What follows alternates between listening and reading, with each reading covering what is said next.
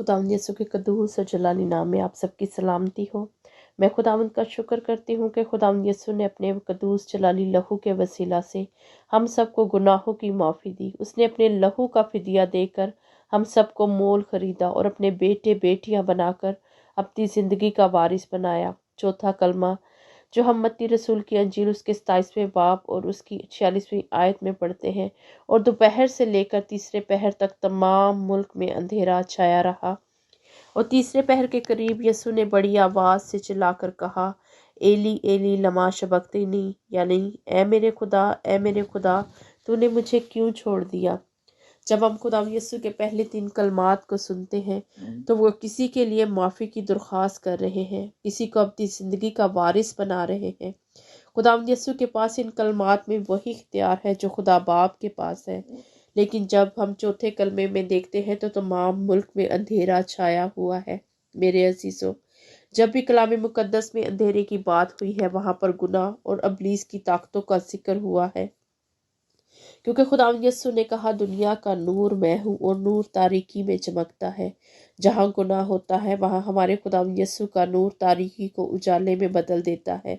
खुदावंद यीशु अपने लहू से हमारे गुनाहों को धोकर हमें पाक करके अपना नूर हमारी ज़िंदगी में भर देते हैं। इसके बाद हम अंधेरे के फर्जंद नहीं बल्कि नूर के फर्जंद बन जाते हैं। इस वक्त तमाम मुल्क में हमारे ही गुनाहों का अंधेरा था। जब हमारे तमाम गुनाहों का बोझ खुदावंद यीशु के ऊपर आ गया तो खुदा बाप का रूह खुदावंद यीशु से जुदा हो गया और खुदावंद यीशु ने जान लिया कि अब बाप मेरे साथ नहीं है। क्योंकि कलाम मुकद्दस में लिखा है कि वो हमारे गुनाहों को अपनी पीठ के पीछे फेंक देता है। जब हमारे खुदावंद यीशु ने हमारे गुनाहों का बोझ उठा लिया तो वो खुद एक गुनाह बन गया और यहोवा पाक खुदावंद ने अपनी पीठ खुदावंद यीशु की तरफ फेर ली।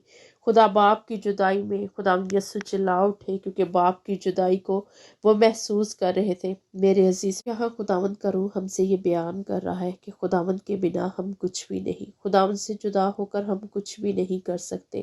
क्योंकि जब तक खुदावंद का रूह हमारी ज़िंदगियों में है तब तक हमारी ज़िंदगियाँ फलदार हैं। क्योंकि खुदावंद यीशु ने कहा, जो डाली मुझ में है वही फल लाती है। क्योंकि जब तक खुदा का रूह हमारे अंदर है हमारी ज़िंदगियाँ रोशन है। जब हम खुदावंद यीशु के लहू के वसीला से गुनाहों से पाक हो जाते हैं तो खुदावंद का रूह हमें इनाम में मिलता है जो हमारी ज़िंदगियों का नूर बन जाता है। क्योंकि खुदा के बगैर हमारी ज़िंदगियाँ अधूरी है। जैसे कि कलाम में दाऊद नबी भी कहता है कि खुदावंद का रूह उससे जुदा ना हो, क्योंकि वो जान चुका था कि जब तक खुदा का रूह उसके साथ है तब तक उसकी ज़िंदगी में सरफराजी है।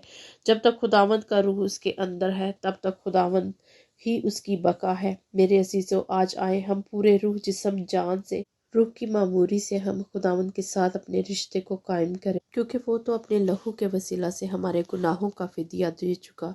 क्योंकि जब उसने सलीब पर अपनी बाहें फैलाई तो वो इसीलिए थी कि हम सबको वो गले से लगाए, हम उसी के साए में रहें। आज खुदावंद यीशु यही चाहते हैं कि हम हर वक्त उसकी पाक पनाह में रहें। क्योंकि जब खुदावंद यीशु ने अपने लहू के वसीला से खुदा बाप से हमारा मेल कराया तो खुदा बाप के हम साए में उसके परों की पनाह में आ गए। और वो हर वक्त जब हम उसकी परों की पनाह में आ जाते हैं तो वो हर राह में हमारा निगहबान होता है। आए मेरे अजीज़ों, आज यही वक्त है कि हम पूरे तौर पर हर रोज़ खुदावंद की पाक हजूरी में अपनी ज़िंदगी को गुजारें, उसके साथ अपने रिश्ते को कायम करें, उससे जुदा न रहें।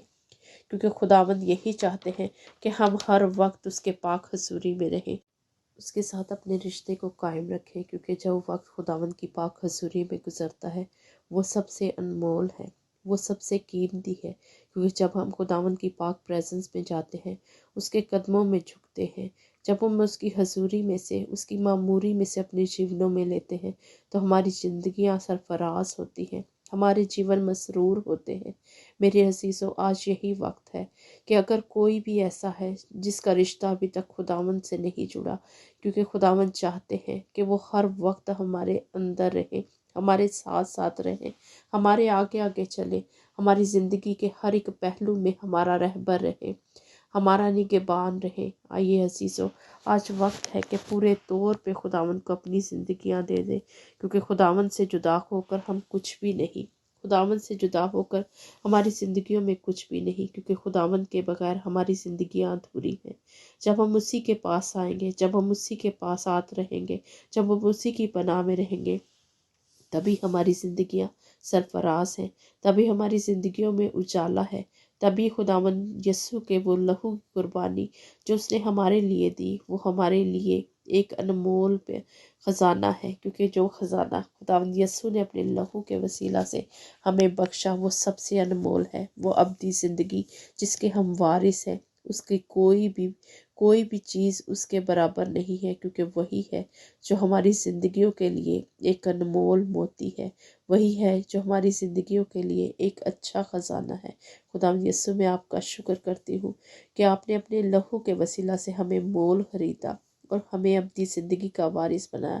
اس کلام کے وسیلہ سے خداوند ہر ایک کو بڑی برکت ہے، اور آپ ہی کا نام ہمیشہ ہمیشہ جلال پاتا رہے، آمین۔